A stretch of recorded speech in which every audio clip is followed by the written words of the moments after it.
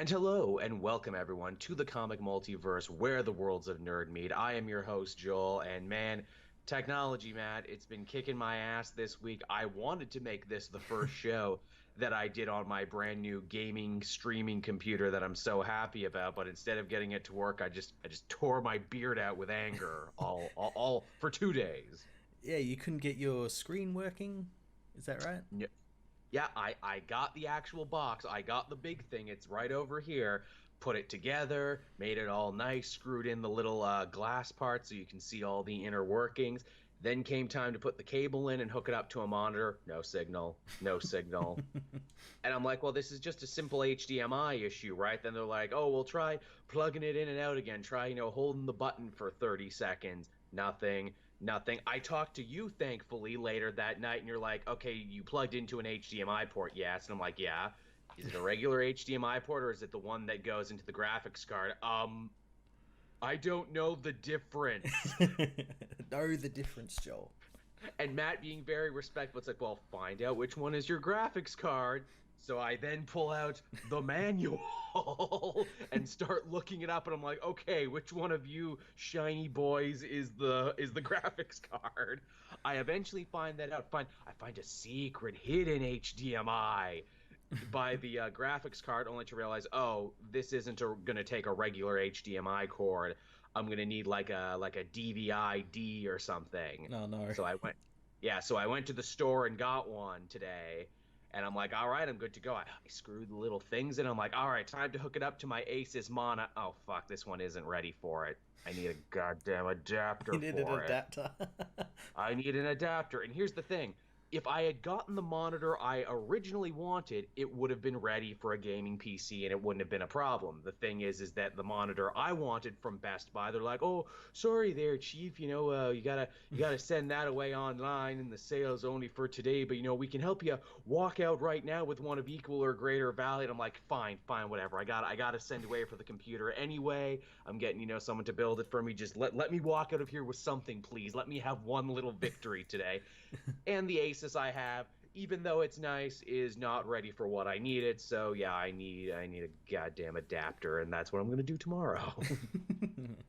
And then Matt, you were here for this when we started up the show. I don't know if it was the new Skype update or the new OBS update, but they're like, we're not gonna recognize your microphone anymore, Joel. A lot of programs seem to do that nowadays when you have like a preset for it, and then you get like the update, and it's like you need to like re-put in all like your like headphones or your microphones. Yep. It pisses me off to no end. My favorite thing about OBS is I set it and forget it. I Yeah. found a system where it records you, records me, and I can just leave it at that. Yeah. Not this time, apparently. No, no, it didn't want to do it. I'm also still experimenting with light in my new filming space. I put a light up higher now. I don't know if it's too bright now. A little bit too bright, but I can fix that. Okay, that's good. Here, I'll move it away a little bit too. Again, this is the complete opposite of the problem I normally have, where it's like, you're too dark, Joel. We can barely see you. Matt's got to turn up the light. Now he's got to turn the light back down. I'll figure it out. I actually signed up for Amazon Prime too for the first time ever. I got a new mouse pad because I have a mouse now for the first time ever. I never thought I'd actually need a mouse again that's not on a laptop. So I ordered a mouse pad, some LED lights, and an extra long Ethernet cable, and that's what my week's been. Perfect. It's hard joining the PC master race, Matt. There's a lot of bars for entry. It's a gated society. You keep what is it, friggin' console plebs like me away, making me jump through hoops. But enough about my week. How was yours? Pretty good, pretty good. It's been since I've started my new job. I've had time to catch up with all my comics because I've got like a pile that's literally taller than me to catch Yeah. up on. So it's been good to catch up on comics that I hadn't read yet from like 3 weeks ago. Some good books. Yeah, yeah. Definitely some good books. Again, we're at the time in the year now where I really thought we were running out of topics for news, but there's actually, quite a fair amount of things to talk about. I didn't have to pull too much out of my ass this week for the news segment. No, no. So should we get to the news segment then? Let's do it. Now that we've gotten old business out of the way, new business out of the way, it's time to move to the news. So here's a crazy one to start us off. In what I like to call, well, this came out of left field news. Aquaman the Trench is being developed as a spin-off, and when we say the Trench, we mean the weird fish monsters who were in the movie for maybe a couple minutes. Yeah, well, they're thinking maybe that should be a horror movie now because Aquaman was so popular. Yeah, why? Why? And the Trench aren't even like something that's like long history in comics. They're in like what 12 issues of a Jeff Johns run, if that. They began in the New 52. They are as old as the New 52. They were his first big antagonists. Yeah, and what a strange like of all the things that is in Aquaman, all the like that weird sort Things. of Hollow Earth place, that ancient Atlantean subcultures and everything. Trench. Those Cthulhu monsters. Yeah. People love the Cthulhu. They tested so high, Matt. People were there with their little dials and they turned them up all the way when the fish monsters were on screen. Who am I kidding? They're like, actually, the fish monsters tested really well in China and they have a great history of aquatic death monsters, so we're going to sell this directly to the Chinese market. That's exactly what they're doing. Again, I'm half joking, but only half. Yeah, yeah. They're like, okay, now can we put some giant robots in there too? Can the Trench be fought by giant robots, maybe? Can we do a tie-in with Pacific Rim? Just saying, can we? Of all the dumb spin-offs I've heard for potential DC movies, this maybe isn't the worst, because it's like, yeah, don't have Aquaman in and just make it a horror movie with fish monsters. Yeah, it's still like, this is like the company that... This is the only company, as I said on Twitter, that can legally make movies like Superman, Batman, all these, but they want to do this. But they want to do that. Look, Matt, we're not used to having big hits. We don't know what to do with success. We don't know what to do with our hands. The box office has told us they like Aquaman, so get ready for the Aquaman extended universe. You're going to get a Trench movie, and you're going to get a Dr. Shin movie, and you're going to get a movie about those bikers that hassled Aquaman in the bar. What were they doing? You don't know. Maybe it was interesting. Every minor character in Aquaman will get a movie. Hey, you joke. This is they didn't learn from that Sony leak. Remember when Sony was like, we're gonna do it's all gonna be related to Spider-Man. We're gonna have like an Aunt May movie, an Aunt May origin movie. Yeah, this is like that. That's what the people want. Again, we joke this will probably never get made. This is probably just something they were kicking around. Yeah, it could go. Oh, it might get made because it's Aquaman related. But yeah, this goes into that huge pile of like things that they announce. Like, it seems like every other week they're announcing something new. We'll put that right next to the Cyborg movie and that Green Lantern movie, and Gotham City Sirens maybe. But hey, you know what? I'll tell you, as far as their ideas go, it's no Super Pets. They're apparently working on that too. And they're not sure whether it's going to be animated or live action either.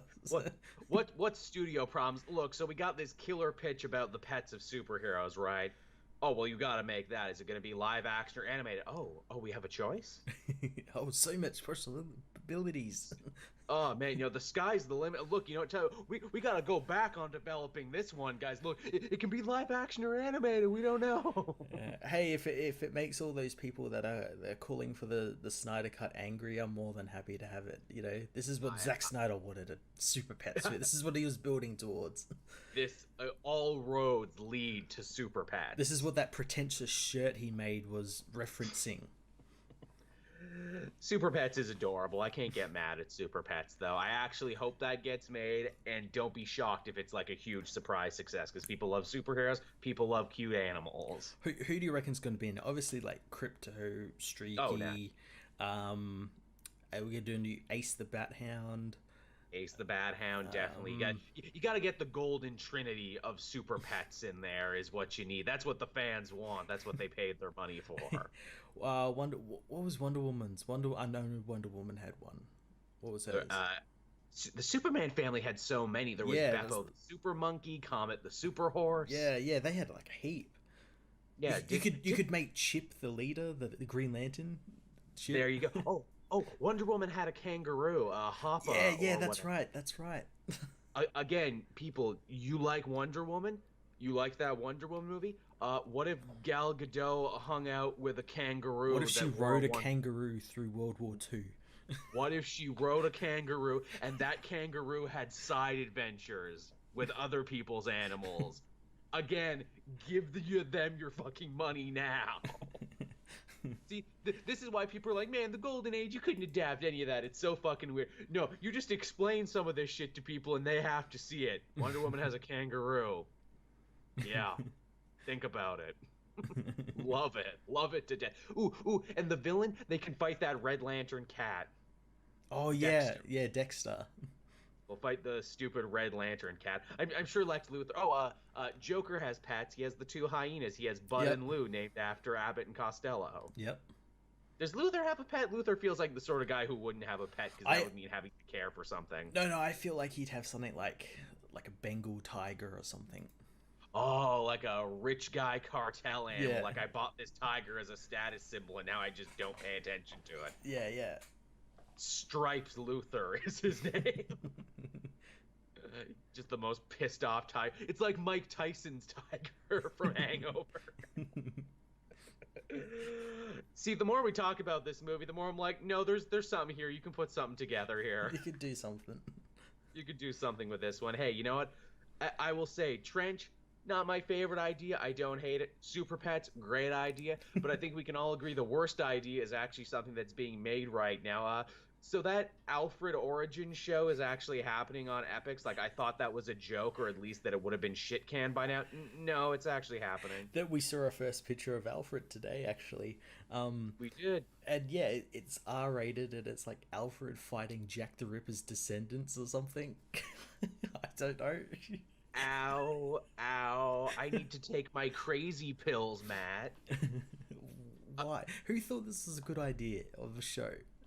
Again, it already sounds like his own parody where it's like, I can't make fun of you, Alfred Show, or Pennyworth, or whatever the hell they're gonna call it. I can't make fun of you. You're already the dumbest thing. It sounds like what originally it sounds like is that we had this like one episode story we wanted to tell on Gotham, but we had no way of actually getting there. Oh, we'll just make a whole TV show about it. Because it sounds like a one episode thing, like, oh, Alfred telling them the story of how he fought Jack the Ripper. No, this is too good. This needs to be 26 episodes. With the option for a second season. Oh my god. It's so dumb, even something like Teen Titans Go, which is already a comedy and already intentionally dumb. Their movie made a joke about that, saying, man, Batman oversaturation is so bad, it's only a matter of time until we get a fucking Alfred show or movie. and then it actually happened. Maybe that's what, like an exec heard that and it's like, they're genius. Genius. We'll make it tomorrow. I can do that. God damn it. But yeah, that's friggin' the Aquaman Trench thing and several other projects that DC Warner Brothers has coming down the pipeline. Be sure to listen to us every week as these stories develop. We'll give you what you need to know. We'll tell you all about it. And speaking of other things that Warner Brothers has working here, obviously, the hunt for Batman is on. Who will be the new Batman actor? Batman 2019. Assuming they actually cast him this year, they have to 2021 to make the movie, so we don't know. Maybe they'll wait right to 2021 to cast him. To, like, the day before release. That's how serious they're taking this hunt for Batman, Matt. But about a dozen different names have been rumored and been thrown out there. I of course said how I wouldn't mind Adam Driver last week. This week, after seeing Overlord, I've now changed my mind. Wyatt Russell. Oh yeah, right. He was really good in that film. He's excellent in that film. Overlord in general is a really goddamn good. If you missed that one, and I feel lots of people did miss it at the box office, do yourself a favor and see it.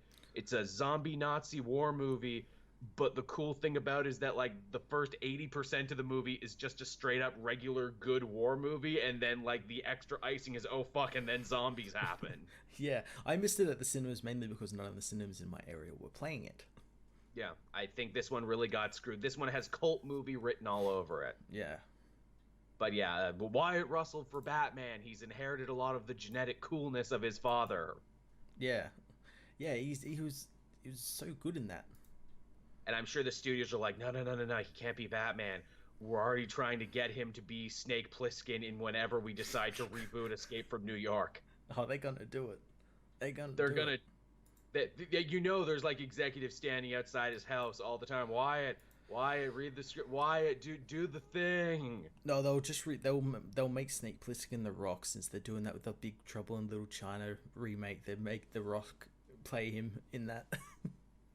Again, the Rock is only one man, Matt. The Rock can't be everywhere at once. Yes, he can. Yes, he can. Or can he?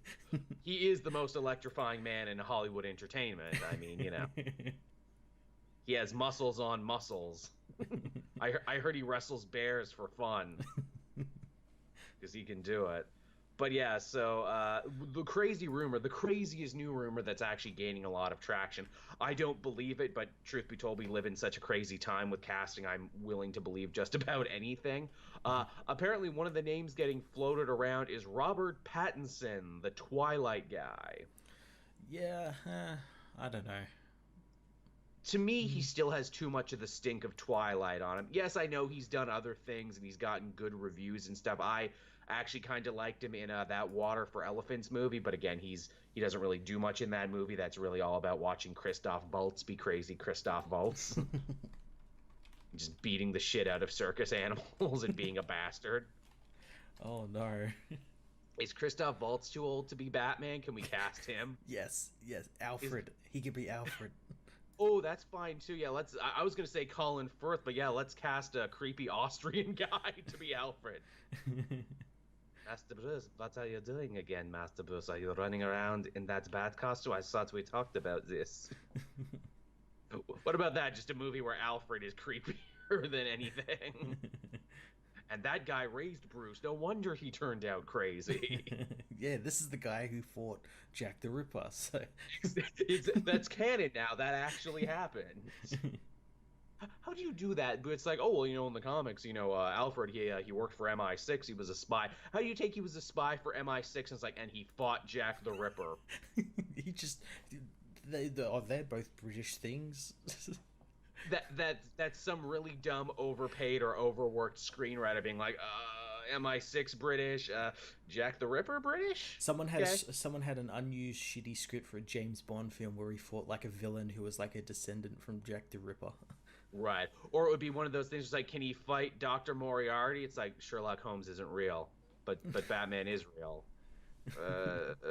Let's just make it Jack the Ripper, sure. But yeah, so Robert Pattinson, again, I still think he's got too much of the Twilight stink on him. I wouldn't be shocked if they did pick him, and maybe this is the thing that finally lets him break through and prove to everyone, I'm more than just the Twilight guy now, but I don't know. Yeah, he's done some movies like that like, when you see them and think, oh yeah, well, why, this is kind of like breaking that, but like, nothing ever happened after it.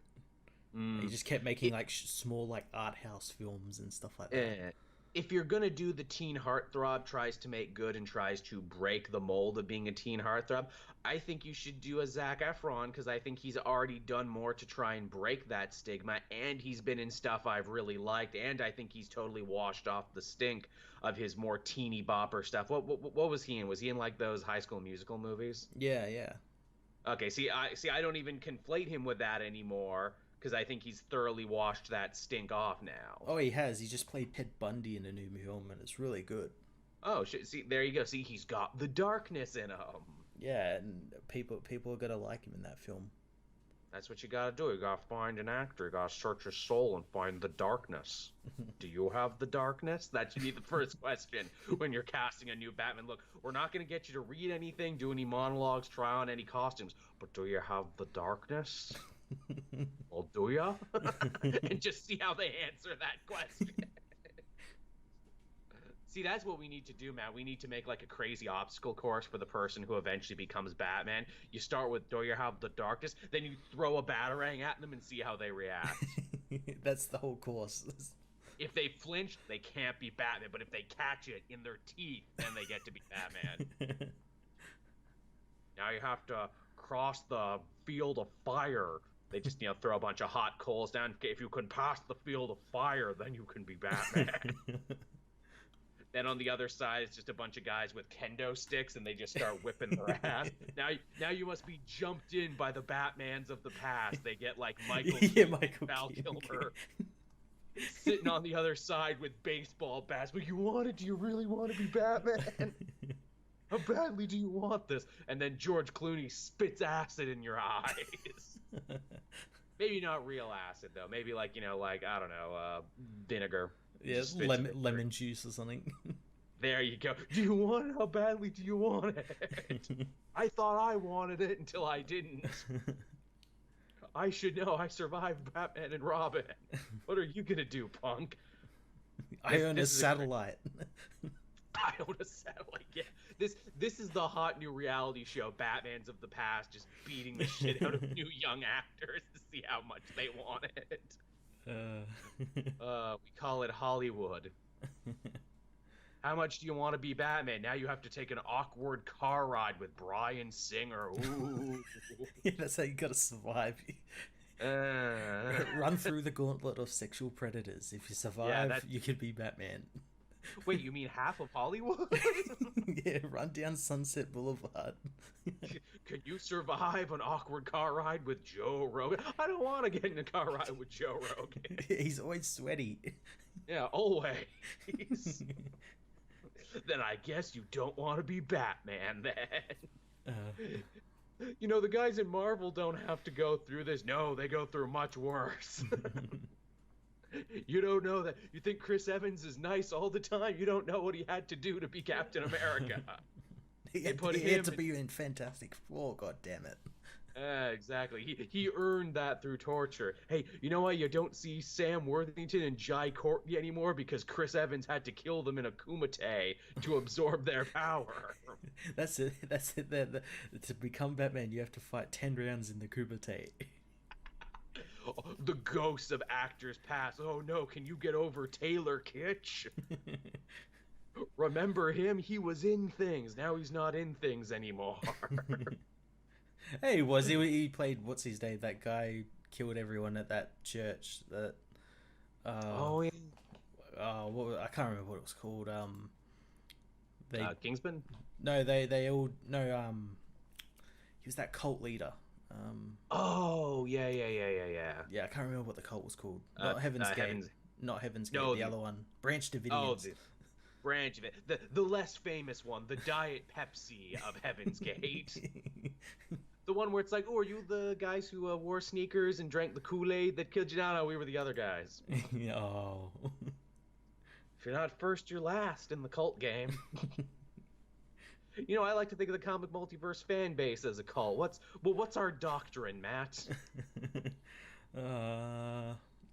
If you give praise unto us every Wednesday at 8 a.m., that's our church Sunday, and when I put up the show, if you give us thanks and praise and render unto us, you will get to go to multiverse heaven. What is it? It's just like regular heaven, except more velvet ropes. Except nerdier and way more velvet. But yeah, so that's Robert Pattinson as Batman, everyone. Yeah, it could happen. Yeah, I hope they go with an unknown though. Yeah, that's either go unknown or again harken back to the era when you got Michael Keaton. Get a character actor because everyone's gonna see it anyway because it's fucking Batman. Get a really good actor. Yeah. Let them inhabit the character and not the other way around. Yeah, much like Michael Keaton, get someone who everyone would go like, what? Him? Yeah. That guy? That comedy actor? Exactly, yeah. Get someone you would never expect. Danny McBride is Batman. In the role even his friends didn't know about. Seth Rogen is the Joker. Oh, I would pay to see that. I would he'd be into it too. He's really into comic books and stuff. He really would. I mean, he made that shitty Green Hornet movie, of course. Yeah, and he produces The Boys and Preacher, so... Exactly, so he would jump at the chance to do that. And Dave Franco is Harley Quinn, because why not? Yeah, why not? It's 2021, guys. Yeah, just get all of us. Yeah, exactly. We will be so far in the future by then. Whatever you think you care about now, you won't care about at all in 2021. We're basically almost to Spider-Man 2099 levels of future. We're all gonna have jetpacks, and I mean, we'll be recovering from the newest alien invasion. Our computers will have gone nuts and tried to kill us. Dave Franco's Harley Quinn is the last thing you're gonna be worried about. But yes, moving on from there.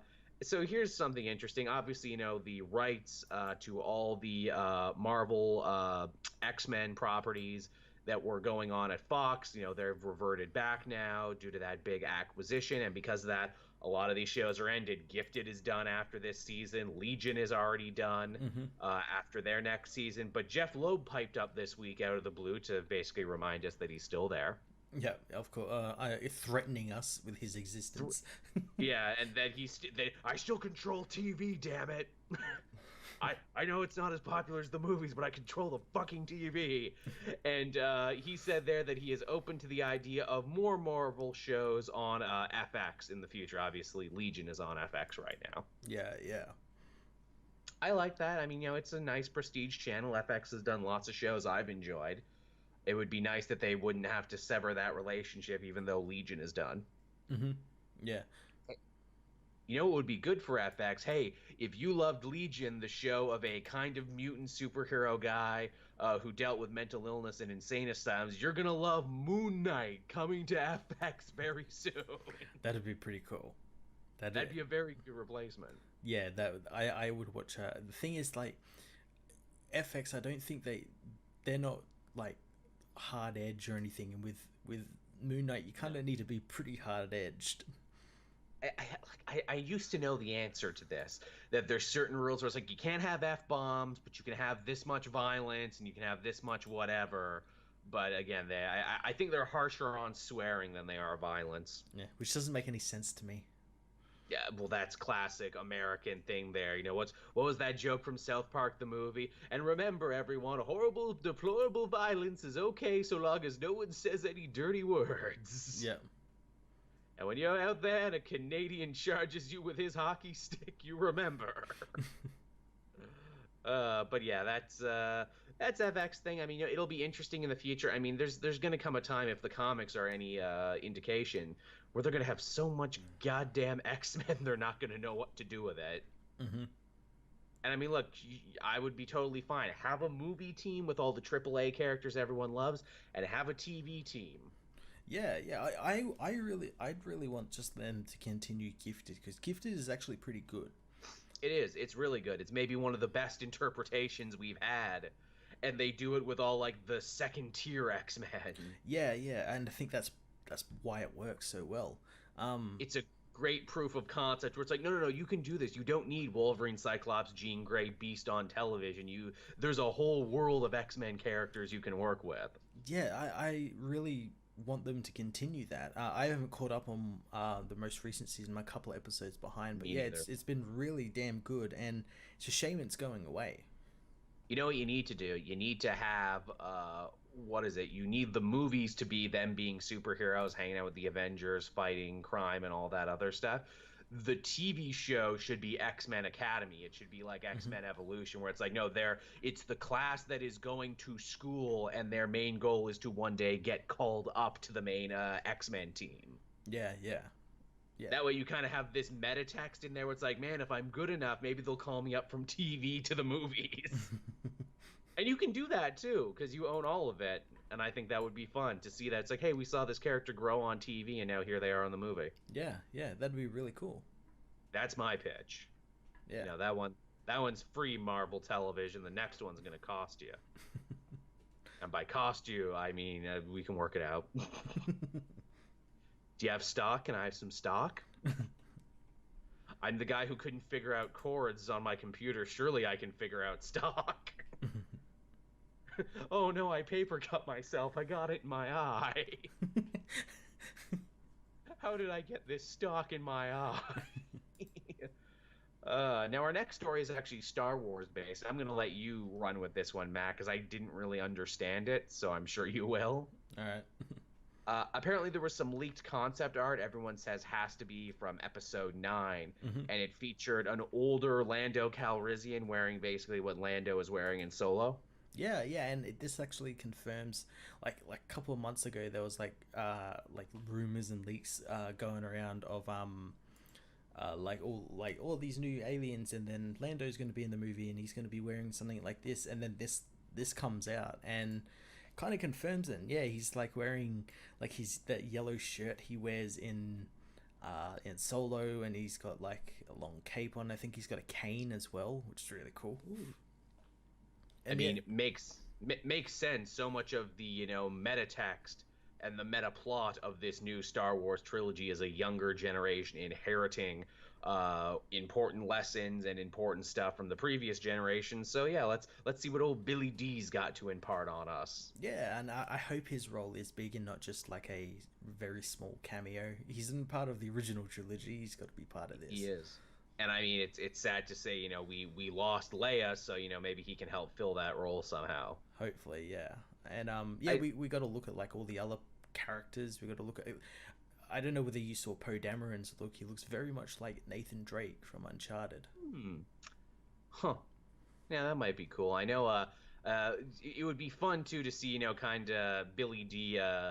What is it? Bounce off this new cast, especially Finn. And no, I'm not just saying that because there was a time when they were the only black people in Star Wars. Hey, it's hard for you, isn't it? They didn't give me half as hard a time as they gave you. I just sat here and drank delicious Colt 45. No, I want it to be where it's like, hey, you went from one team to another, and then, you tried to run away before you really found something to believe in. I'm always out for myself. I'm everything you could be. Yeah, trying to tempt him, like, come into my space gambling ring. We'll start a mining facility, and he's just got 100 get-rich-quick schemes. Yeah. I used to run a city in the clouds one time. Yeah, and you won't shut up about it. Hey, did I ever tell you about my droids? My buddy Lobot? Whatever happened to Loeb? He was a good friend. Yeah, is he still going to be around? Are we going to see old Lobot? That'd be. Oh wait, no, we won't, because he was in that Lando comic, and I think he died. Oh, did he? I think. I was thinking like maybe Lando like uploads him to his phone or something. Hey, here's Lobot. Talk to him. Did he die? Oh no, he didn't die. It showed you how, or like why he became like that robot dude with the weird headband thing. Right. I kept thinking I want him to like download his consciousness into something funny. Now we're together forever, you and me, Lobot. He's trying to bring back L3, and he just does it with Lobot instead. Nice. See, that's what's called bridging the canon. Now, our next story here, Matt, is just kind of a little one. It's one I added because I thought it was fun and that I thought the fans would get a kick out of. Mankato is going to be celebrating and honoring the life and times of Stan Lee by creating a Stan Lee beer. I'm not much of a drinker, but I want to drink the Stan Lee beer. I drink it. Do they have a name for what it's called? Is it going to be called Excelsior? I see.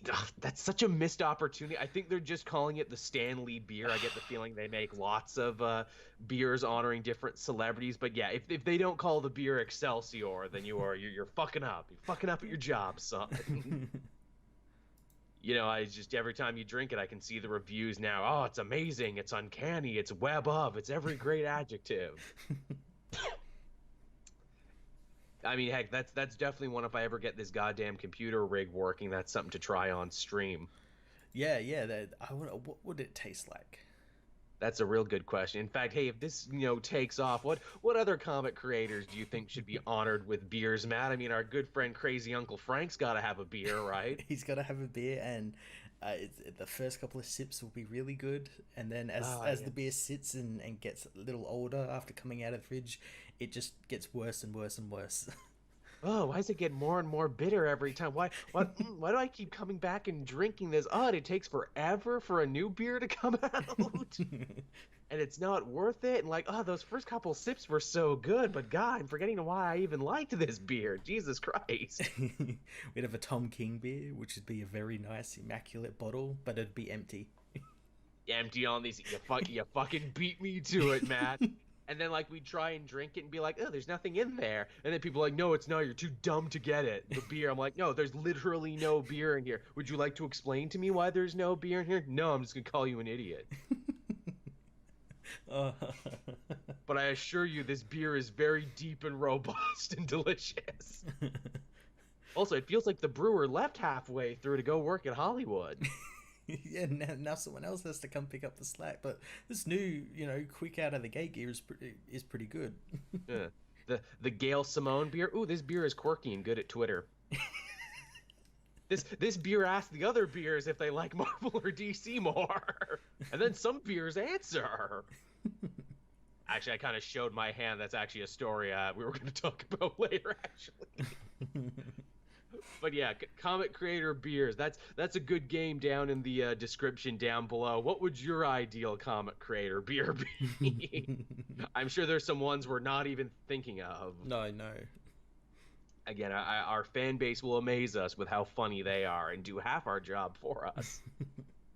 And actually, hey, I buried the lead, so let's jump this one right to it. Wendy's this week, in response to a Gail Simone tweet, threw down the gauntlet, Matt, and they have picked a side in what is becoming the fast food comic book wars of the 2019s, the moment that will define our generation. Where were you when Wendy's pledged Marvel, Matt? Wendy's has no chill. Their Twitter has no chill whatsoever. I do remember seeing the first one I saw was who was it? It was Dan DiDio and Jim Lee with their McDonald's and their Burger King. That's the first one I saw. That was their big comeback to them. Like, well played, gentlemen. I like it when comic books are fun like this. We're not hurting anyone's feelings. We're just having a good time. And somewhere McDonald's and Burger King are like, we didn't even pledge a company and we got free publicity. Yeah, seriously, the Wendy's Twitter page is great. Like, whoever runs it, and I'm sure it's many people who run it because that's the way you hire an agency. But man, they're on point, because when people were getting mad at the Wendy's Twitter, which that's where we are in 2019, people getting mad at the Wendy's Twitter for pledging a side to Marvel, the person or persons behind the Wendy's Twitter started kicking some real knowledge where they're like, hey man, we like all comics. Comics are cool. We just stated a preference there, man. But you know what? I'll happily debate you. Saga's on hiatus. So like, oh my God, they're dropping references. Holy shit. Wendy's Twitter knows it's shit. And then someone like put back there, it's like a picture of Spider-Man eating a burger, to which Wendy's then replied where it's like, well, yeah, obviously Spider-Man likes Wendy's most. He has a thing for redheads, if you haven't noticed. And I'm like, oh, fuck, that's a crossover. Spider-Man meets the girl from Wendy's. Hey, they've got like the Justice League help Jared from Subway. And like Doomsday eats a Snickers and all this stuff. And Flash helped out Colonel Sanders one time, I think. The Colonel Sanders of the multiverse. Oh, not just any Colonel Sanders. God, fast food comic crossovers are weird. They certainly are. It got even weirder because then like Little Debbie's of Little Debbie snack cakes weighed on it. It's like, hey man, all this sidekick and all this tribalism, man, it's just meant to tear us down and keep us apart when we need to be coming together, man. It's so hard to live in a day and age where you can't say you like one thing without making it sound like you hate another. I'm like, holy shit, friggin' Little Debbie snack cakes getting quite profound all up in my feed. I didn't think I would expect that in 2019, but this is the world we live in. Oh God. Jesus Christ. So that's that story, everyone. I hope that was as good for you as it was for me. There's actually a really good local Canadian chicken chain called Mary Brown's. They have these really, really great fried chicken sandwiches. They're like, I think it's them trying to do like their own take on Chick-fil-A, where it's like you got the pickle, but you can choose if you want to put the pickle in or out or anything. Yeah. It's really good. They're like $3.99 a sandwich, and that's like, very close to the Pulp Fiction, like, $5 milkshake, but damn, it's worth it. Yeah. You can get the regular or you can get the deluxe with cheese and bacon. And they follow me on Instagram, Mary Brown's Chicken and Taters. So if you're out there, Mary Brown's Chicken and Taters, where do you fall on this one? Do you pledge Team Marvel or Team DC? That's the real question. You as a corporate entity, the people demand to know. We're asking the hard-hitting questions here, Matt. We certainly are. Never let it be said that the comic multiverse does not strive for truth and to speak truth to power, by which we mean fast food chains and which comic companies they prefer. Because that's what we're here for, damn it. And speaking of comic books and just genuinely really good interneting, did you see there to coincide and help promote the Captain Marvel movie? Marvel actually put together a 90s style GeoCities website for Captain I Marvel. did, and it's absolutely amazing. Mwah, just mwah, right in the mic. That's the le mot juste. That's the stuff right there. That gave me so many warm memories of dial-up internet in the 90s and going Yeah. to the Space Jam website, Oh God, yes, yeah. It's so which is still up. so good. Yeah, it's still up. It's still up. They're getting ready for Space Jam 2, so Apparently, what is Space Jam 2 going to be about, Matt? the same thing as Space Jam 1, I guess except so. set in 2021. Yeah, whenever it is. And LeBron needs to learn the essence of teamwork by helping the Toon Stars beat the new Monstars. Can we work in a subplot too about post-concussion syndrome in there as well? Because that's a sports movie thing. That'd be a bold move. Yeah, LeBron is doping. Jesus. Oh Oh no. no, And he's got bugs doing it too. oh no, Bugs, get that needle out of your ass. Those weren't carrots, they were really cocaine.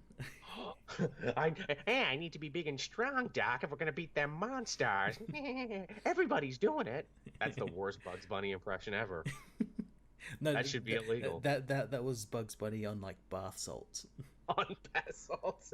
They've like Everybody's. rotted his like his larynx. So Hey, you're not Mel Blanc. That's gonna be the saddest part of a new what is it? A new Looney Tunes S project. Whenever you watch, it's like, oh, these aren't the voices I grew up with. nah. Like, there's a new Flintstones thing that hit the internet. I don't even think it went to Sears. I think it was like a failed pilot, but someone found it and put it online. Hmm. And it's like, oh, guy doing Fred, you're doing all right. There's been a few Freds over the years. You're fine. I can almost not tell, but they got like Kevin Michael Richardson doing the voice of Barney. Oh, okay. And That don't doesn't get me fit wrong. at all. No, and like don't get me wrong, Kevin Michael Richardson is an incredibly Yeah, talented yeah. actor and voice actor, an amazing mimic, but oh man, does he not sound like Barney? Who the hell cast him as Barney? I mean, who cast him as the Joker in that The Batman show? Oh yeah. Oh, we don't Just talk it about just that. it just kind of happens. And again, too, it's like, hey, he's all the way up here and kind of high. And I'm like, that's not what Barney says. Like, but Barney's more down here like this. And again, I actually think they've gone through more Barney voice actors than they have Fred voice actors. But again, it's just such a weird choice. Yeah. Maybe that's why the show didn't get picked up. Yeah, and it had nothing to do with the animation being god awful. Just that too. That's a conversation for another day. The sad state of animation on television for a lot of cases. What else do we got here? Oh, I guess the thing that we led with on the thumbnail and took us to the very end to talk about. We got to look at new Avengers costumes. Yeah, we got to look at the original six Avengers, all in their new Endgame costumes. Yeah, Hulk's got like the bodysuit going on. Yeah, I don't mind it. I don't. People fucking hate it for some reason, but it looks pretty cool. And he looks more It's like Ruffalo as well. yeah. I like the Hulk subtly changes every movie. This is my theory. I think he looks more like, because this is going to be like Professor Hulk. This is going to be the Hulk Mm, that Banner is in charge of, and it's got Banner's like smarts and everything, right, I like which is that. why he looks more like Banner. And why he decided to put clothes on. You Yeah, just can't be bare chesting it and jean short cutoffs. yeah, working in a science lab. Not here. You're gonna cross contaminate. There's chemicals.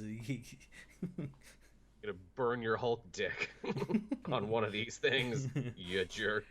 I'm trying to call up a picture now to remind myself what other interesting little changes there were.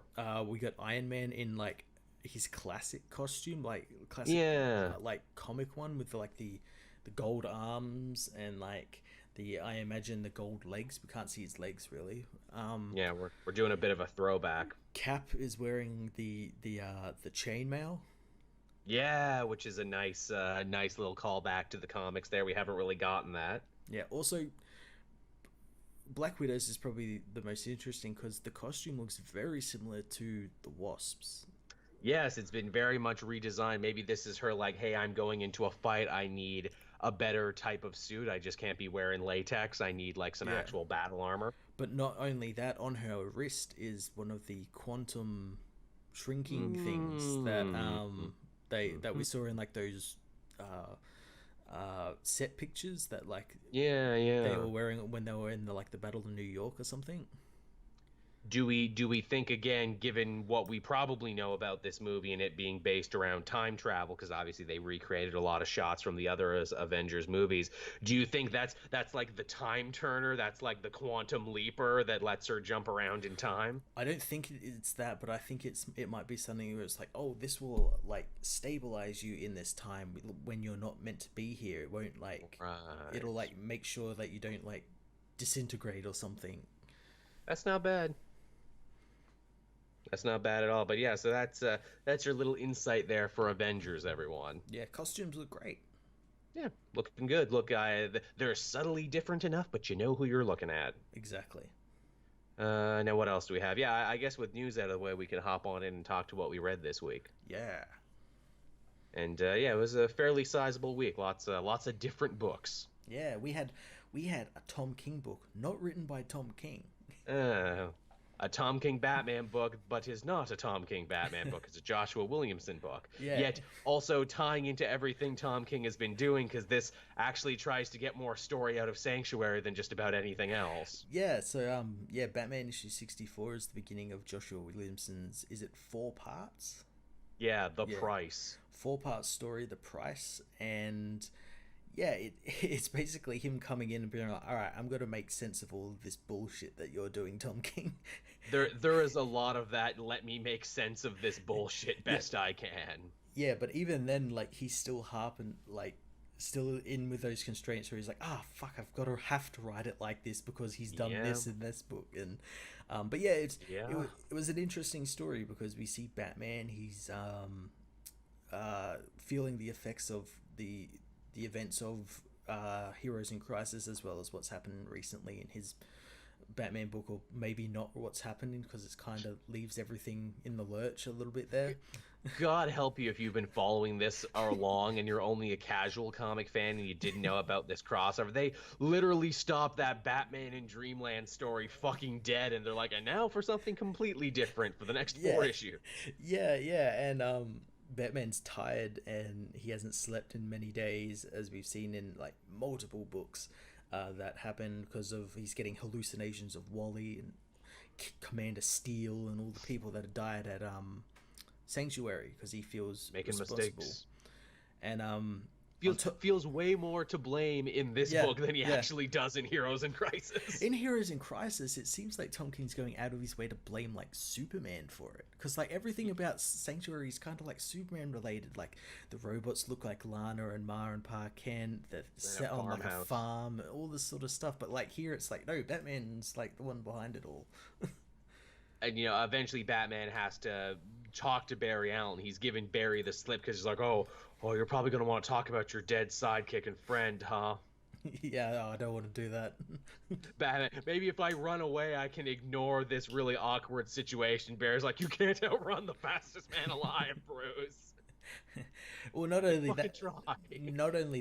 he's on a case in Gotham, or like he's been tracking this case, and the case leads him to Central City, where Gotham Girl, as we learn, has attacked the Flash Museum. Attacked several hero Yeah, places apparently to try and get back to Batman. To which again, I'm sure you're thinking, but wait, Batman says in this issue, oh, I had to bench her, and I'm like, but didn't you do a bunch of shit with Psycho Pirate's mask to try and fix her yeah, mind so she would be fine? Well, I did a shitty job, okay? yeah. This is like one of those things where like I think Joshua Williamson was kind of wrote into a corner by Tom King. Was like, well, I can do this stuff. Oh wait, no, I can't because it's been said here that this has happened. So I just benched her. I really hope the Psycho Pirate's mask thing becomes important, because that's Mm. what Batman used to get her head right. The weird orderlies at Sanctuary also seem to be wearing Psycho Pirate masks, which no one mentions No, and no one talks about. that's another thing in this book. They mention like I think it was Wonder Woman who mentions like, oh, Batman, like he's run out of leads on like who killed the people at Heroes in Crisis, which a means like, oh, we don't need to read Heroes in Crisis now. That's like basically ended. Like that we don't. That's nothing now. They've ran out of leads, and B, they haven't ran out of leads. They had No, Booster, Harley, these people who sent the stuff to Lois, these the weird, tapes. yeah, the tapes, the robots, maybe someone looking like surveilling Sanctuary. All of The these, wall graffiti. yeah, all of these things, and like none of that is like mentioned. Again, that's like a Tom King thing. He wrote all that, completely forgot about it, and now Joshua Williamson is kind of harping by that, and it's like, oh, what do I do?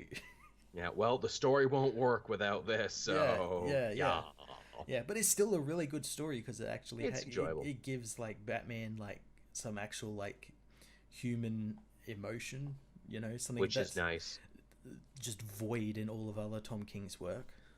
I mean, he's still a massive liar in this book, Oh, yeah. even when he's supposed to be opening up to the Flash. But like, all right, I can deal with liar Batman instead of just dangerous idiot Batman that we've been dealing with. Liar Batman is a bit more in character.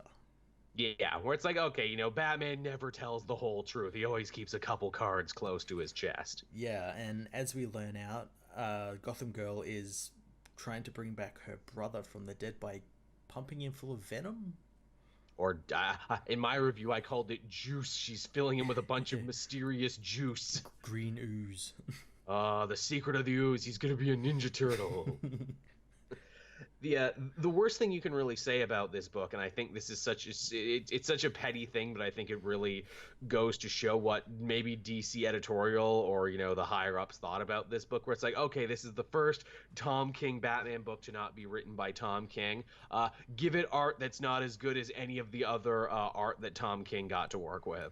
Yeah, still, I preferred this art though. I liked this art. It was very stylistic. It is stylistic, but again, it's like, ooh, this is so not Gerard's, this is so not Mankey, this is so not everyone else that you got before this. Yeah, it kind of shows like they're kind of playing favorites a little bit. I'm like, oh, that's not, come on, if he's writing the Batman, but give him the Batman quality artists, please. Yeah. Don't be weird dicks about this, because he had to run away to Hollywood for a little bit to write some secret project. Yeah. Are we going to have to review that when that comes out, whatever secret Hollywood project he's working on? That's if it actually comes out. We don't know. Yeah. And maybe it'll be great. We don't know, because it'll be short, and it won't be 60 issues, and it won't be a character that we... You never know. You could be, this is going to be 60 episodes. No. Again, assumedly, it won't be a character that we are so familiar with and know so much about like Batman. Yeah. Hopefully it's something original. But again, I bet it will be about a cold, detached individual, maybe a professional, with potentially suicidal thoughts, and the strong-willed woman that gets him through it. Yeah, only to ditch him. And they only say each other's, like, half of first name. Or die. That, too. That could also happen. Or both. Yeah. Or both. But yeah, the price part one was pretty good, and I'm interested to check out where it's going to go from here. Yeah, it was really cool. Another thing we had this week, in very much the same vein as Batman, we had new Daredevil #1 from Chip Zdarsky, his first brand new issue. I have read this. I haven't reviewed it yet, though. It's a very strong start, I would say. Again, you want to talk about good art, the artist on that, Chichito. Yeah. I don't want to fuck up his name, but man, he's good. I haven't seen much of his work before. Apparently, he's drawn some Star Wars comics before this, but damn, he is a superstar in the making, this guy. Yeah, he drew Shattered Empire, I believe, and it looked amazing. Mm-hmm. Yeah, he's got the chops on this one. So we pick up with Matt Murdock not long after Cheating Death, not long after his little mini series there, Man Without Fear, which you didn't have to read because nothing I didn't read it. happened. I read the first 2 issues, and I'm like, this is kind of boring, and I don't think it's gonna amount to much. The only thing you need to know is that Matt got out of his coma, cheated death, but he's going through physical therapy now, and one of the things along with physical therapy is they're giving him painkillers, and they make a very strong point in this issue that Matt is abusing these painkillers, and he is drinking booze with them, which he should not be. Yeah, he's kind of gone all arrogant and like kind of brazen a little bit, mixing these drugs and alcohol. He's a little fucked up. He doesn't know if he's a lawyer anymore. He's picking up random bar women. He is in a bad place, Daredevil. Yeah, but he still does go out as Daredevil, although he's not as good as he once was. No, whether it be the drugs, whether it be the fact that his body has not fully recovered yet, he's making mistakes. It takes everything he can just to beat up a couple liquor store bandits. Yeah, something that like old Daredevil would have no problem dealing with. Would have taken them apart in 2 seconds, but he can't do it. And what starts as stopping a liquor store robbery leads to a liquor store fire, which leads to an explosion, wherein one of the bandits actually ends up getting killed in the destruction. Yeah, and it's all his fault. Yeah, it's all his fault, to which, of course, Wilson Fisk, who is still the kingpin and the mayor of New York, is way too happy to jump on and Yep. seize upon as a chance to frame his most hated enemy, Daredevil. Yeah, yeah, I like that. I like that they're bringing him back and bringing it back. I hope they bring back the story of Matt trying to bring down Wilson. Yeah, which was so strong in Charles Soule's run, and then it Yeah. kind of like petered out. Yeah. I mean, I'm sure it will. I mean, so long as Kingpin is mayor, they're gonna have to keep dealing with that. Yeah, the cool thing I liked about this is how different it was to every other Chip Zdarsky thing he's done. Like everything Oh, else yeah. has been like kind of Lighter. like lighter, a bit of comedy. Here, there's a little bit, but it's like then there's like people dying and Matt abusing, drug abusing, and all this sort of stuff.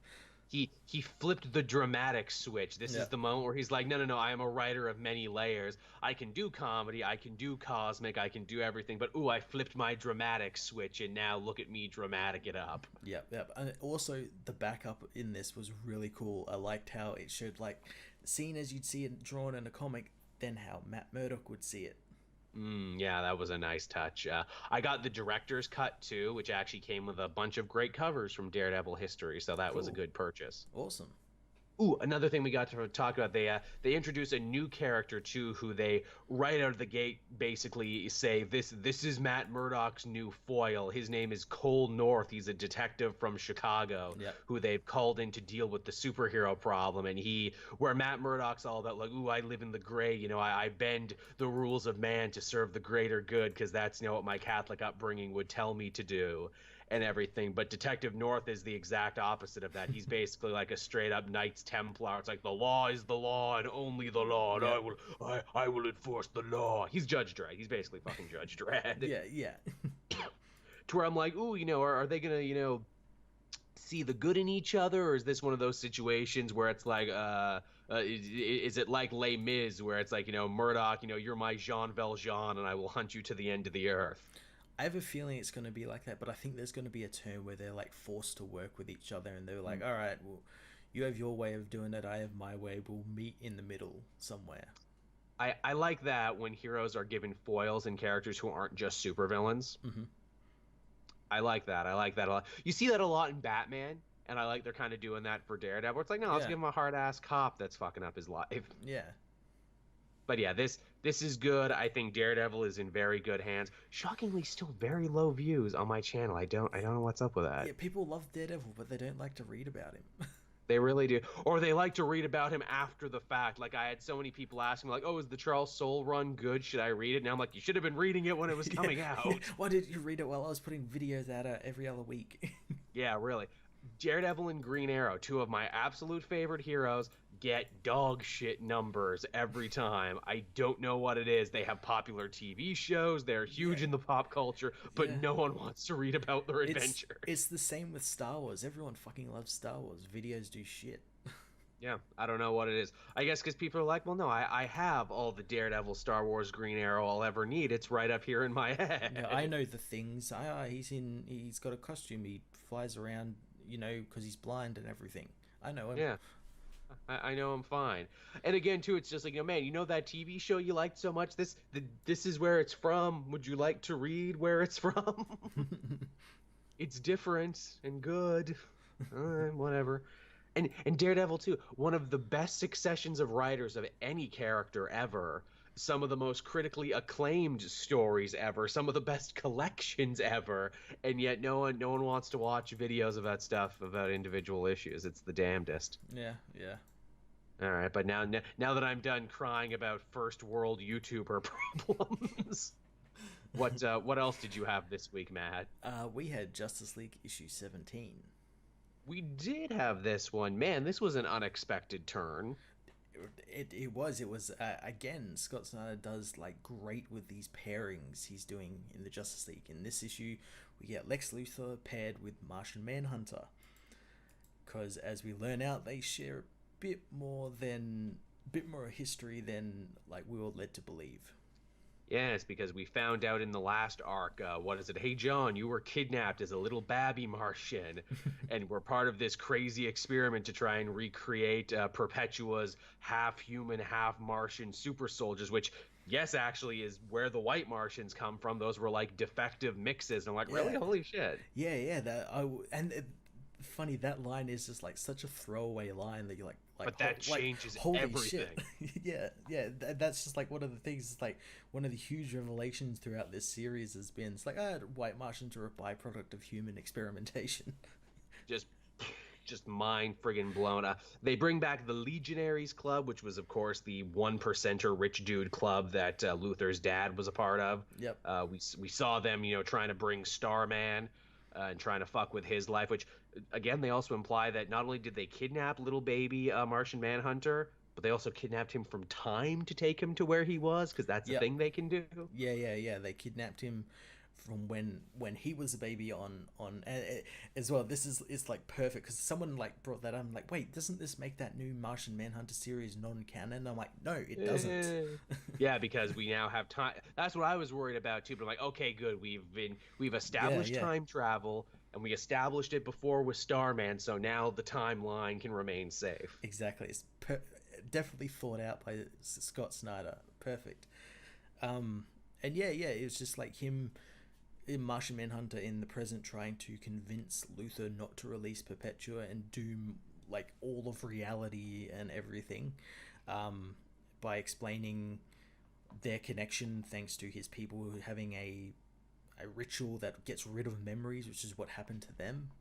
Yeah, they both had their minds tampered with, and of course Luthor, being the arrogant prick that he is like, no one tampers with Luthor's memories. My memories are mine. Shut up. It's like, no, the Blackhawks wiped your and your dad's mind, and I like that as well because it's like the Blackhawks wiped his dad's mind, which led his dad to become a drunk husk of the man he once was, which in turn made Luthor the man he is. Which once Luthor starts thinking about that, he's like, wait, I was a good guy once. I could have been a good guy. Wait, unseen hands fucked with me. So when I was a good guy but went bad again, I thought that was my own choice, but maybe it wasn't my own choice. Exactly. Maybe I was always meant to be good, but I'm leading the Legion of Doom. Fuck. And I like that, like, because by the end of it, we get Luther who, is doubting, like, oh, am I, like, doing the right thing? Like, is this good or bad? Like, what's going on? It's really good stuff for Lex Luthor to make him this really complex character. And again, that was one of the things I know you and I were a little disappointed about when they're like, they're resetting him to be a bad guy again. But we liked him when he was good guy, anti-hero Lex there for a little bit. Mm-hmm. Now they're kind of swinging that back over now towards like, oh, is Lex going to be trying to undermine the Legion of Doom now? Yeah, is he going to be, like, not become a hero, but become, like a hero is in he sees it where he's working for himself and like stopping everyone. An anti-villain, because again his whole reason for starting the Legion of Doom was kind of like misplaced idealism, where he's like, I saw a future where I unlocked the secrets of Doom, I took over, and everyone is much happier living under me. Why won't you Justice Leaguers let me make everyone happy? Yeah. And as well, that kind of goes into the annual where the Justice League are kind of viewed as the villains because they're the reason like the Source Wall broke because they killed the Entropy Titan, and they found out that the Titans weren't actually evil. And they're the reason the Source Wall is now blown up and Perpetua is free and the galaxy sees them as bad news and everything. It's great. It is. Again, he's spinning so many plates, Snyder, and yet it just works so well. My favorite thing is seeing Luthor lie to Brainiac, where Brainiac's like, why didn't you bring back the Martian? Why didn't you do this? What did he tell you? And he's like, nothing, Brainiac, shut up. Be quiet. You can't read my mind. You're not that Brainiac. He's like, but I could be, though. I love that idea of like this like weird working relationship Brainiac and Luthor have. Yeah. But yeah, that's a fun issue. I know some people weren't crazy about the idea of them drawing, lines and parallels and, building up the relationship between Lex and another alien who's the last of his kind, but not Superman. It works so well though. It does. Someone said something funny in the comment section. I think they were quoting someone else, but they said, "Isn't it funny that Superman's best friend is Batman, a millionaire, playboy genius, not unlike his most hated enemy, Lex."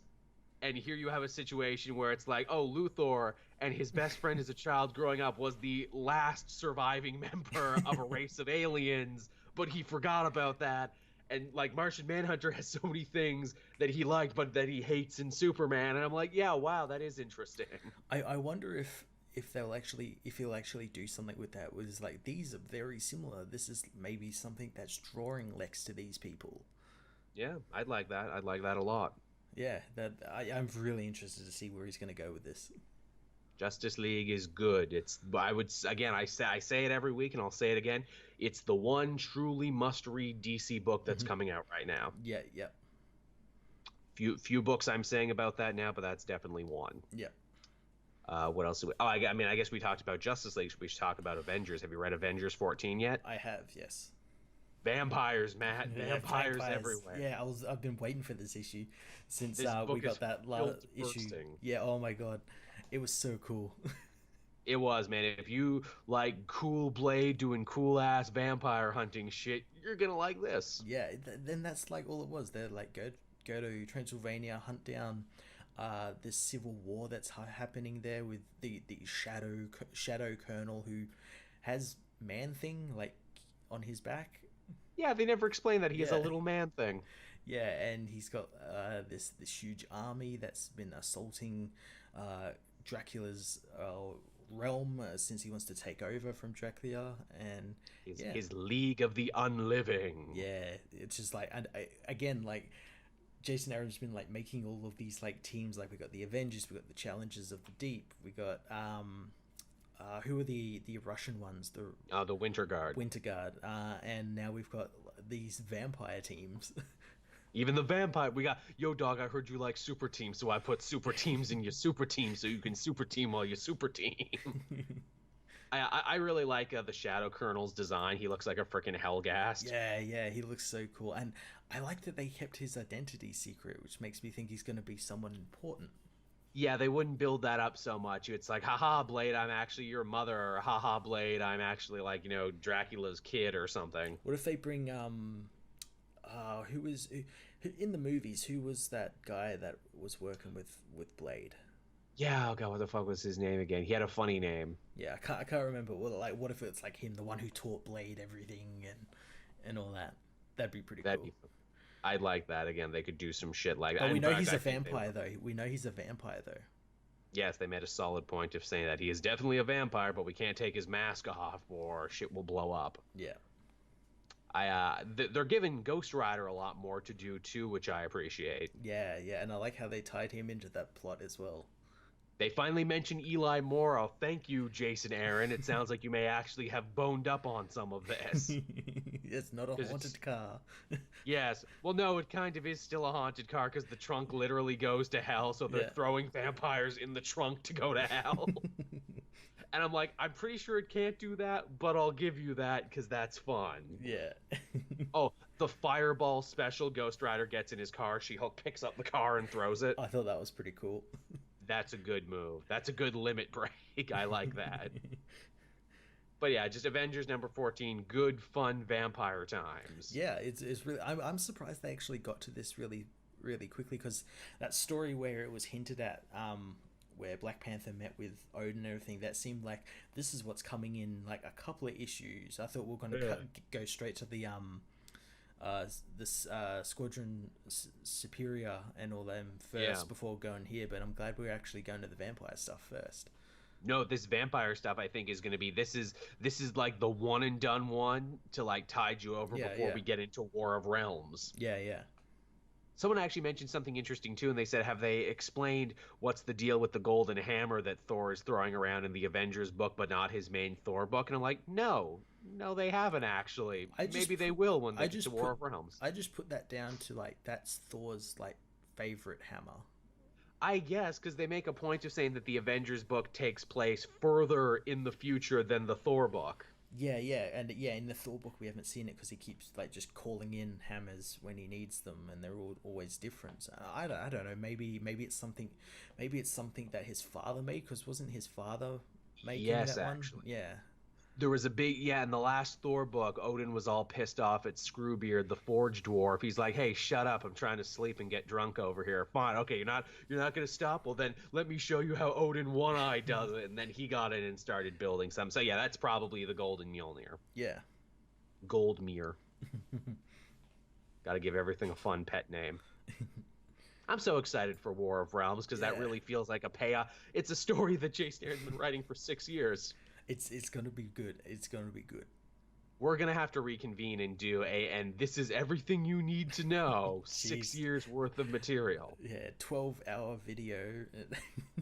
We have changed jobs. We have moved. We have done so much stuff since Jason Aaron started doing this. I've lost a bunch of weight since then. Lost a bunch of hair. We were very different people when all of this started. But yeah, so that was Avengers, and Avengers was really cool. What else did you have, Matt? We had Young Justice issue 2. We did kind of a much slower focus piece issue. I like the idea that Bendis kind of wants to give every member of the team a chance to shine and everything. I maybe wouldn't have let Wonder Girl be the first one out of the gate, even though I understand she probably needs the most work and the most retconning. Well, see, I think he did that to keep people reading, because he knows everyone just wants, like, as my comments aren't anything to go by. Everyone wants goddamn Superboy straight away, and he's making people work for it. Everyone is that bit from The Simpsons. When are they going to get to the Superboy factory? That's exactly what it was. That's exactly what it was. Yeah.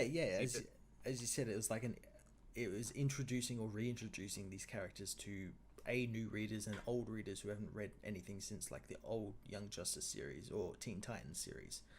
Yeah. And yeah, that's all this issue is mainly about Cassie like telling Zeus to, I'm not going to be part of the Pantheon until I earned it.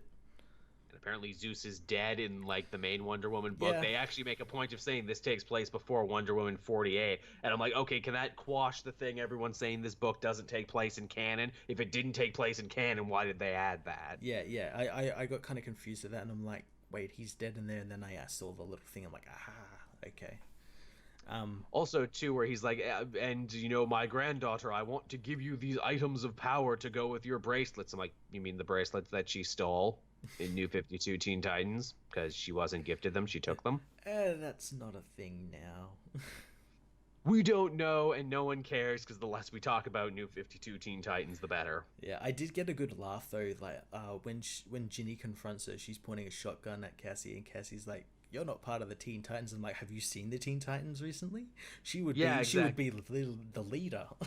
Yeah, exactly. A darker, grittier, crueler, let's lock people up in a black site prison. Oh yeah, she'd be warden of that. She'd be walking around like taking horrible Abu Ghraib pictures is what she'd be doing. She'd be that person. Yeah, you're right. She would fit in on the Teen Titans. Also, too, what do you mean Teen Titans? Like, yeah, you were a member, but no one can remember you for some reason. People are saying you're Zatanna, even though you're younger and have a totally different hair color. Yeah. No one seems to remember who she is. And it's like, no, Brian. People don't remember who Connor is. He got deleted from time, not her. Yeah. Oh, New 52 didn't happen. New 52 didn't happen. Again, this is as I Bendis know it and I Bendis call it. But it was a good issue to reintroduce her, and yeah, we didn't get much of the Gem World story except that Lord Opal's gonna try and kill everyone. For as much shit as we give Bendis, and a lot of it deserve it in this day and age, I will say Young Justice and that last Action Comics are a pretty good indicator of the good he actually can do at DC. See, I think Young Justice is what he ultimately wanted. Yeah, it feels that way. Yeah, I think he feels more motivated. I think he wants to write Superman, but also I think Young Justice was the thing that like he was gunning for. I also think it's like hey, if I can turn this around though, and I can give these characters back, then people will like me. Yeah. People will like everything's coming up, Bendis. Will they though? Who will they have to blame for things then? It is nice to see that Bendis gets blamed like for literally anything. It's true. He does I something mean, that should have been like in that Action Comics where like Lois talks to her father. He does something that should have been done a long time ago, and he gets blamed like for that being wrong or something. yeah. I mean, I will give him credit for that. It's like, yeah, that probably should have happened. Yeah. Yeah, it is what it is. But I guess, speaking of young heroes, I had the Adventures of the Super Sons #7 this week. I haven't read this one yet. It's fun. It's very brief. It's John and Damien locked up in what is essentially super space juvie, Yeah. and just Damien running around beating people up and taking over the super jail. Yeah. Do we get more of Tommy tomorrow? I'm glad they Tomasi brought back Tommy tomorrow. We shockingly don't. Tommy tomorrow drops them off at the jail and says, "I don't want to deal with these kids anymore," and then he leaves. Ah. I know. I'm like, oh, that's too bad. Especially, I wanted to know more about Tommy tomorrow. It's like, dude, you seem like you actually have like a Blackhawks belt and like a bunch of like super gear on you from other heroes and other places. Where'd you get those? He's a real big pull.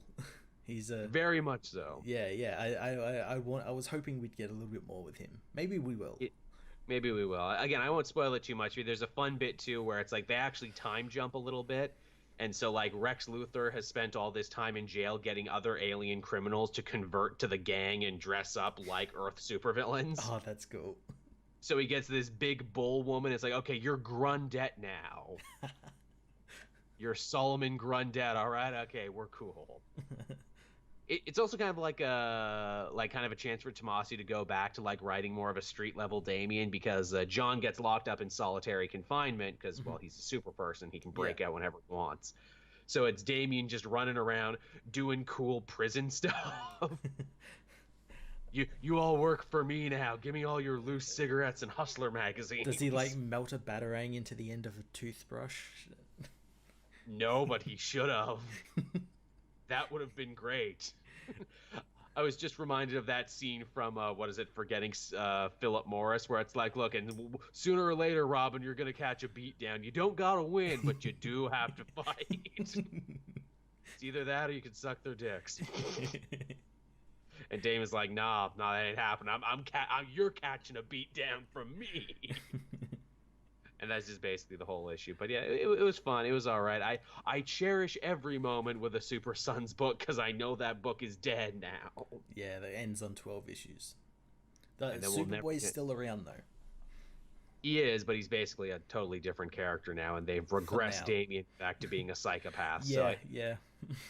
So if they were to do a new Super Sons book, I wouldn't want to read it with these two characters as they are now. It would be very strange. You know, it would be really fucked up. They're like, hey, New Adventures of the Super Sons starring Tim and Connor. That'd be really cool.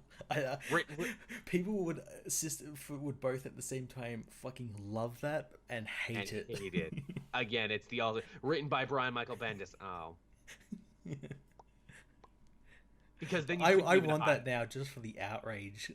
Oh yeah, I'd be right there with him. Like, so you killed a good thing just to bring back this other thing, which was good, but you killed a good thing for another thing, just because you could. But yeah, that was fun. I guess keeping with the theme of young heroes, the last one I read this week was actually Champions #2. Cool. How's that been? Really, really good, actually. So in the previous issue, they implied that Miles had made a deal with Mephisto. Mm-hmm. Yeah, I remember you telling me about that. And we didn't know why. I theorized why, and my theory turned out to be 100% correct, and that is on their last mission to Dubai, Miss Marvel and Viv fucking died. Oh, okay. They were killed when Zazax, that Hulk villain made of electricity, drops a building on them. Oh, no. Yeah, and like Amadeus Cho and Miles are freaking the fuck out. Amadeus had a device that was going to depower Zazat, but because of the fight there, he miscalculated, and they died. And they're like screaming in anguish, and they're holding their dead bodies, and it's really horrifying. And then like friggin' Mephisto, it's like, ooh, did I hear the sounds of anguish? My ears are burning. My ears are. Hey, when superheroes suffer a horrible tragedy, I just like to stop by. It's literally that, and it's like, I could help you. And the boys aren't stupid. They're like, no, you're fucking Mephisto. You're the goddamn devil.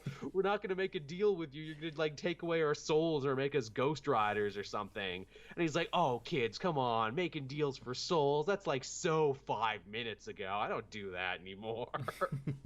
But I do want to help you kids, though. Tell you what, if you make a deal with me, I will rewind time to the beginning of this fight. You will remember everything, and you will be able to make the proper calculations and save who needs to be saved. How does that sound? And this is where the story gets really interesting, and where I think people aren't really giving Zub or indeed the characters the credit they deserve. Amadeus says no, even though he's the most torn up, and it was arguably his fault. Yeah.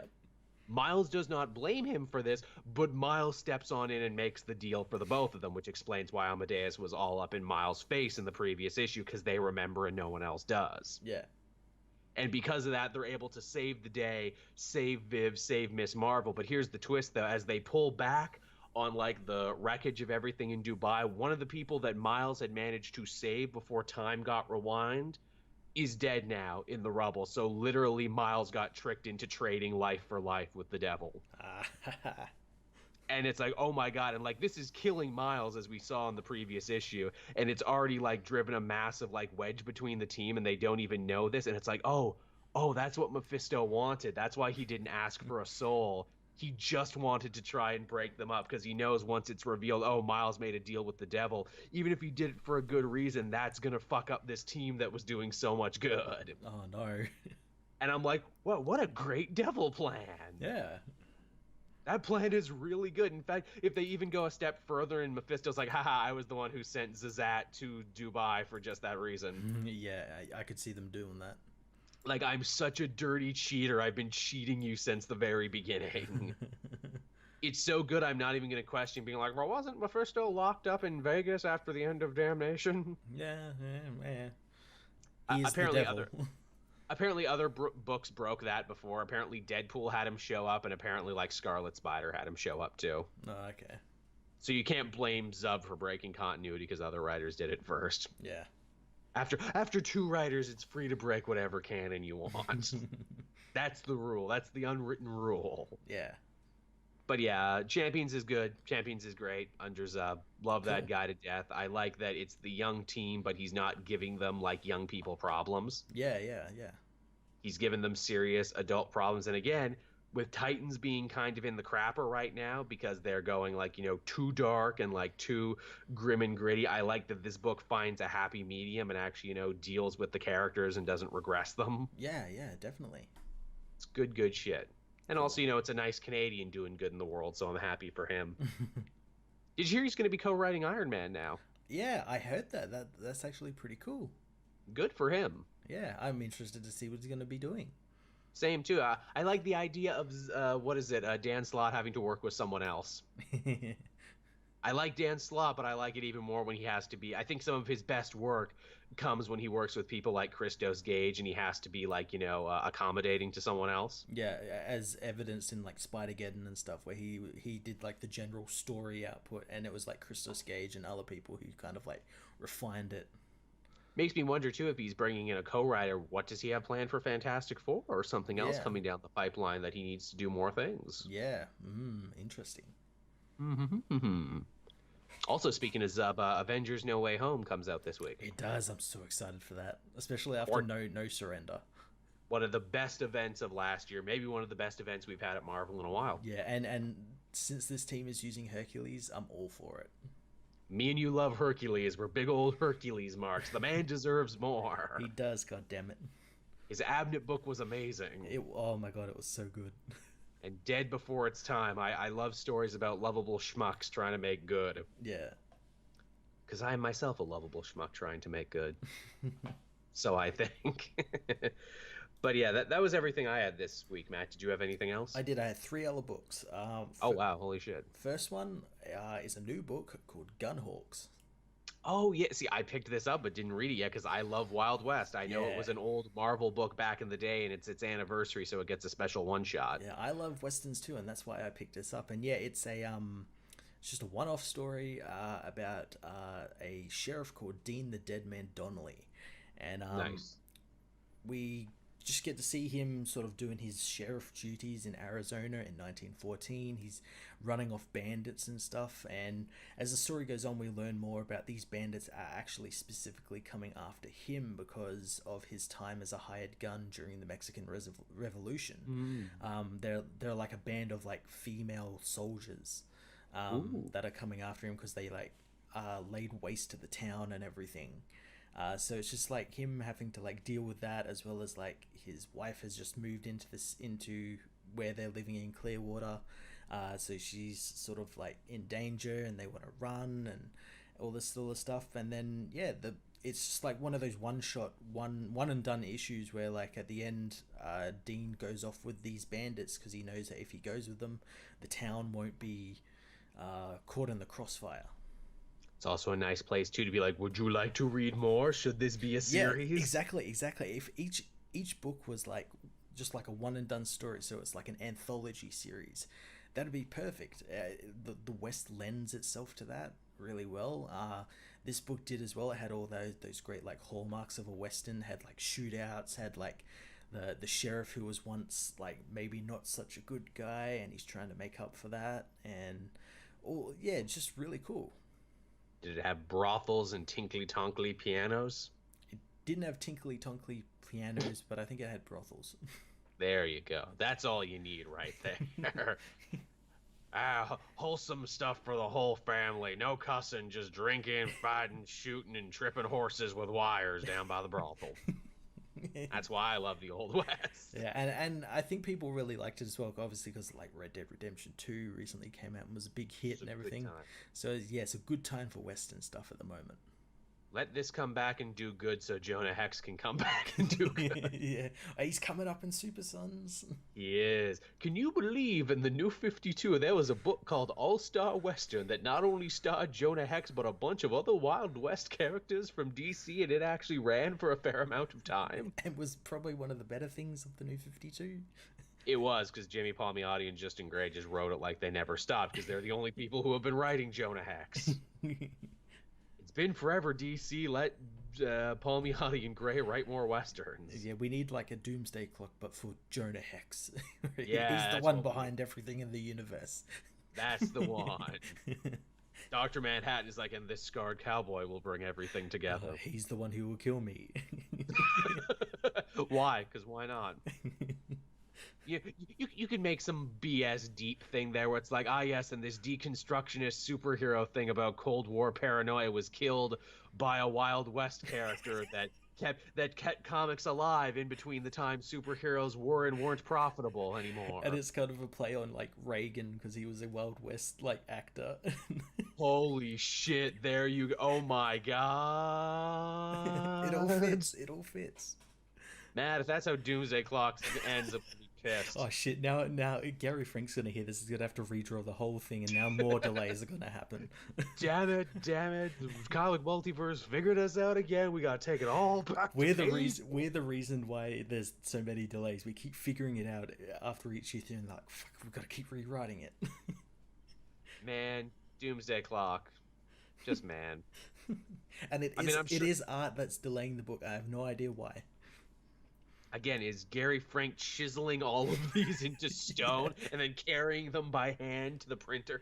Yeah, he's got to carry him up Mount Vesuvius and cast them into the volcano. And Jeff Johns is there. Cast the tablets into the fire, Gary Frank. It's the only way. I mean, look, it's a good-looking book, but I don't know if it's worth all these delays. No, it's not. Crazy.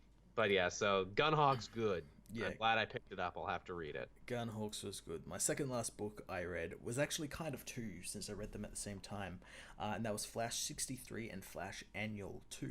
Oh yeah, lots of shit happening with the Flash. Ooh, lots of shit. In issue 63, he's continuing his Force quest.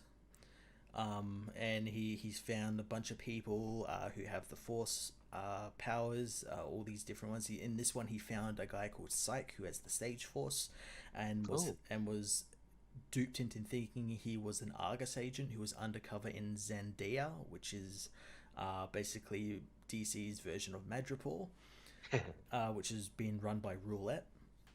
And Good pull. I always liked her. Yeah, and what we learn is this guy isn't an Argus agent. He's just a thief who uses the mind powers of the Sage Force to steal supervillains' secrets and blackmail them with them. Obviously, Flash has a big thing against that because he's basically hurting people when he does it because his powers like basically rape their minds. You don't want that. No, and on top of all that, we get Gemini, who have been these two couples that have been hunting Flash because they crave the Speed Force power. They have powers of their own, and they crave the Speed Force power, and they're like sort of like force vampires.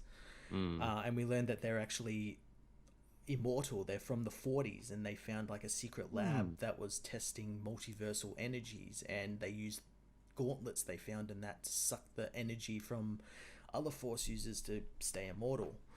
And yeah, they all end up getting into a big fight, and Psyche almost he actually does kind of kill the male Gemini, basically makes him go comatose. But what happens is, because the male and female Gemini are connected, his mind goes into hers, and she goes like crazy. So she has to be locked up in Arkham. God, I gotta start reading Flash. You always make it sound so damn interesting. It's so cool. But the interesting thing is that Flash learns from Psyche before Psyche escapes. Is the forces that Flash think are all sort of like protectors of the universe aren't. They're actually fighting each other in order to get something called the Forever Force. Oh. And we don't know what the Forever Force is, but we know that the Speed Force version locked away all of the other forces, so he could take the Force for his own. And because of that, Psyche goes against Flash and decides to fight him for the Forever Force. Forever Force sounds like a great 80s cartoon. Yeah, it does, doesn't it? John Rambo and the Forever Force. He-Man and the Forever Force. On top of all of that, Flash learns that Gemini, obviously, they'd been following them since they went to Gorilla City, like, issues ago. And they go back to Gorilla City, and they find the whole place, like, massacred, and they wonder what the hell happened. And Barry realizes that Hunter Zolomon has gotten out of the Speed Force. He's dressed in, like, the old original Flash costume. And he sees himself as the Flash. Right, of course. Yeah, and he went and like butchered them and took all the details on the forces and everything. Has been feeding information to Gemini to like stop Barry in his Force quest. That's interesting. Hunter Zolomon helping out the Geminis, not unlike how on the TV show right now, Wells Flash of the future there is helping out the other character. Yeah, and that connects up into the annual, because at the end of that issue, that's when Barry finds out that Wally West has died. Only now is that catching up. Yeah, so the annual, which came out this week or last week, it kind of goes through the throes of that, like what's Wally, how is Flash dealing with this, and he deals with it by running into the Speed Force because he thinks Wally's got to be in the Speed Force. He's got to be somewhere. How does Flash solve every problem by running into the Speed Force? Yeah. Oh, I'm out of milk. Time to run into the Speed Force. I'll run back in time and get more milk. I stubbed my toe. Time to run back in the Speed Force. I caused Flashpoint again. Damn it. But he doesn't find Wally in there. Instead, he finds Godspeed. The villain from the very first Joshua Williamson arc. Yeah, who has come back, and instead of, he's not really being a villain, but he's made it his life's purpose to fix all of the messes that Flash has created and will create. Kind of like the time race from the show. Yeah, and he's going to do that, and obviously Flash has to stop him. On top of all that, we get more stuff from Bart Allen, who is racing around the world, and he can't find anyone he knows, or no one seems to know who he is either. He goes to like the Flash Museum, and it's like, all of this is kind of right, but something is missing, and he doesn't know. And apparently he was stuck in the Speed Force with Wally at the same time, so he knows something's fucky is going on. But he stops that to go and be in the Young Justice. But he stops all that to go on a fun field trip to Gem World, y'all. Yeah, that's kind of what it is, because he's like, I'll solve this, but for now I've got to go find my friends. And then it says, read Young Justice issue 1. Which boy sure is lucky that all of his friends just happened to be in Metropolis at the same time he was there. Yeah, but the book is really emotional when Barry has to come home and he has to tell Iris what's happened to Wally, and instead of like realizing what's happened, she gets like really angry at him. She's like, go to hell, go get Wally, go to heaven, go find him, use the Speed Force to get him, bring him back to life, because they just got him back. Yeah. Like with her realizing who he is and everything, because she didn't for the longest time know who Wally West was. She only knew who Wallace was. It just hits me. Hey, she sounds like the fan base. Hey, bring him back. I don't care what you have to do. Just bring him the fuck back. That's what it is. That's exactly what it is. Some really great panels in there. But yeah, the book ends with like them sort of defeating Godspeed, and Godspeed seemingly working for someone. We're not sure who, but I think it's the person. I can't remember what I told you at the end of Flash War. There was like a crate that was like busted open from the inside, and the crate said something like Crisis 2 or something. Oh. And I think it's related to that, because we don't see who the person is. It's the Anti-Monitor. Yeah, it's Superboy Prime, someone like that. It's who is Flash's greatest foe? Well, I mean, he died during Crisis on everyone, so maybe the Anti-Monitor. Yeah, we have no idea who that person is. We just get to see like their feet, and they're like made of energy or something. Which, arguably the Anti-Monitor can be, because he's got that big suit of armor. Yeah. Like, that's a fight Flash needs to win. I need to beat the Anti-Monitor to prove I can. Need to sock him right in his stupid head. Man, you make Flash sound so good. I got a big plane ride coming up at the end of the month there. I feel like that's what I need to read. I feel like you probably could jump on like just at this Force Quest thing, because the Force Quest spun out of like the Justice League stuff. Right. I don't do things that way, Matt. I need to read from issue 1 to the end. Oh God, you'll be there for days. But it'll be good, from what you seem to tell me. It's that and Justice League are the two books that everyone should be reading, and everyone just like sleeps on Flash. It's like, it's Flash. They really do. We talk about this every time. Yeah. They do nothing to promote Flash. Flash gets no real crossovers, except for this Batman thing, but they're all stories about Batman and not really about him. Yeah. Same with so they give you no incentive. Yeah, they give you no incentive to go read Flash's book. Yeah, but you really should, because it's like, it's so good. It's like they seemingly they're like the last book that seemingly is doing stuff related to Doomsday Clock, like this stuff with like Bart Allen and stuff, with him saying, oh, something's happened. What's this universe isn't right. Someone's done something to it. Like it's also maybe the last book that has the same creative team from DC Rebirth onward. Oh yeah, he's Joshua Williamson's been writing from like issue 1. I think there might have been like an issue where like it was just like a fill-in, like a one-shot fill-in, but like for a good 60 odd issues he's been writing every issue. I think the only two are literally the Flash and Batman are the only ones from DC Rebirth onward that have had the same writer. Yeah, I'd say so. Yeah, I think everything else has changed. Yeah, which is really strange. That they're the two. Yeah, you would think that like Superman would have like a mainstay writer, or like Justice League or someone, but no. Well, you see, the reason that Flash got to keep the book for as long as he did is because we have no fancy stunt casting writers to put in there. Yeah, that's true. That's why. If Kevin Smith decided out of the blue he wanted to write the Flash, I'm sure they'd kick Williamson right off and let Kevin Smith write it. I really hope not, because I really hope that DC realized that Joshua Williamson is like one of their last great writers. He's very unsung, isn't he? He is. He writes a good Flash. Writes a good Flash. Wrote that great Justice League versus Suicide Squad event that I think a lot of people forget about. Yeah, not only forget, but like when you hear that, you're like, it's just another Versus book. But it was. No, this was a really good one. It was really good. Whatever happened to Maxwell Lord? They never went back on that. They didn't, did they? No, Maxwell Lord is locked up by Amanda Waller, and he's like, you're going to help me with my next Suicide Squad, or, Suicide Squad XX or XL or whatever. I mean, maybe he might be coming back in Justice League, because, like, Amanda Waller was involved for a second there. And she was. That'd be fun. Ooh, to defeat Brainiac, Amanda Waller lets Maxwell Lord. I was like, okay, you two fight. Then she jumps out a window.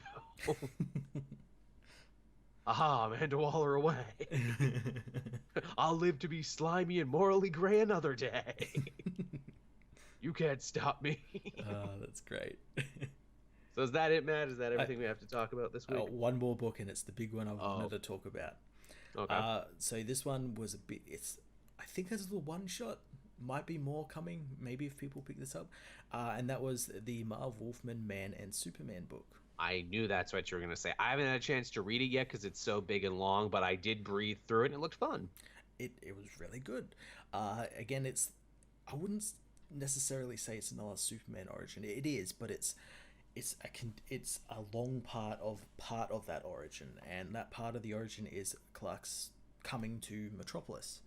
They Uh, break it down into chapters where they're like, the boy leaves home, the boy comes to the city, yeah, etc., etc. yeah, and he comes to Metropolis, and he has goals to like obviously get a job at a paper and sort of help the people and everything. But he begins to question those things when he sees just like how bad the city is, or like how is he able to even do anything in this city?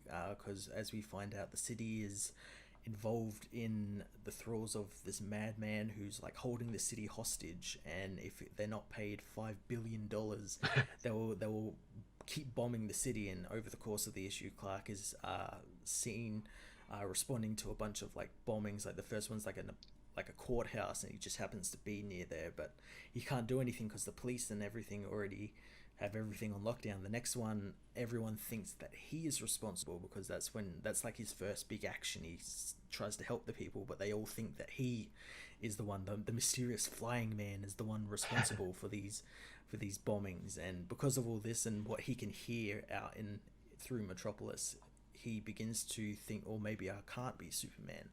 Maybe I Mm. can't wear this costume and do something. But then it's not until Lois Lane, who is like the only one in the city who believes in that this flying man is helping the city, is he tries to write an article, which is something I think a lot of Superman origins either A don't do, or B just breathe through.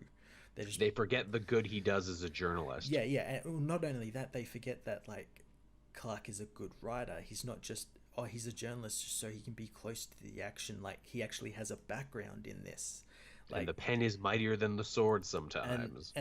that's what's really great about the story. It goes into detail about like people saying like, Clark, you're a really good writer. You should write. You have really good prose. You have really good wording and everything. You should follow this. And that's what he does. And he follows it and he writes an article. Admittedly, it's like an article about him interviewing Superman. Which is cheating. Yeah, which is cheating, but it gets the point across. Um, and things obviously get really dangerous once Lex Luthor gets back into town, because the one thing these villains didn't want is Lex Luthor coming back. That was like one of their like main points. Like he can't come back to town.